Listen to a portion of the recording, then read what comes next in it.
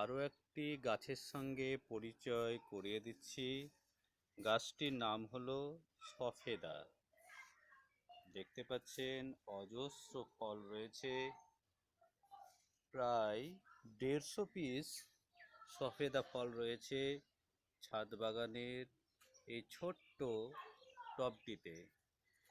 দেখতে পাচ্ছেন যেটা ঝুলে রয়েছে অজস্র অজস্র। এটি স্বাদ যেন গুড়ের থেকেও মিষ্টি। এই ফলটি অসাধারণ সুস্বাদু এবং উপকারী। আপনারা চাইলে ছাদ বাগানে ঠিক এরকম টবের মধ্যেও এই অমূল্য এবং অসাধারণ গাছটি লাগাতে পারেন। এটি যেমন বিভিন্ন ধরনের রোগের একটি অন্যতম ঔষধি, তেমনি খেতেও খুব সুস্বাদু।